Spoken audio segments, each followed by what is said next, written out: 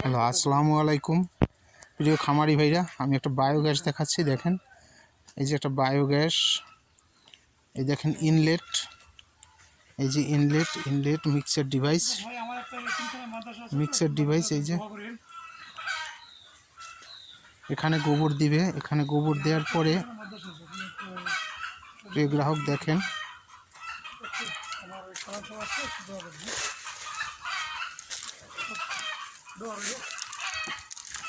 এই যে দেখেন এখানে হলো ডোম, এই যে ডোম।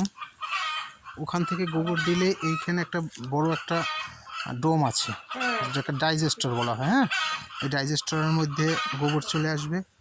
এই ডাইজেস্টর থেকে গোবর যাবে এই হাইড্রোলিকে। এটা একটা হাইড্রোলিক। এই হাইড্রোলিক থেকে দেখেন এই যে গোবর বের হয়েছে, এই যে সার, ওই একটা সার যে শুকাইছে, ওই দেখেন। দেখেন, অনেকে বলে যে সার শুকায় না। দেখেন, আমি দেখাচ্ছি আপনাদেরকে সারটা কি সুন্দর শুকাচ্ছে। এই সারটা নিয়ে জমিতে দিবে, মাছ চাষ করবে, ধান চাষ করবে, ঘাসের জমিতে দিবে।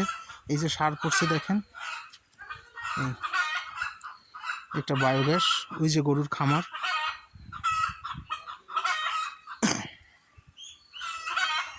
এটা বায়োগ্যাস করা অতি সহজ, খুব কম টাকায় একটা বায়োগ্যাস করা যায়। আপনারা বায়োগ্যাস করতে চাইলে আমার সাথে যোগাযোগ করবেন।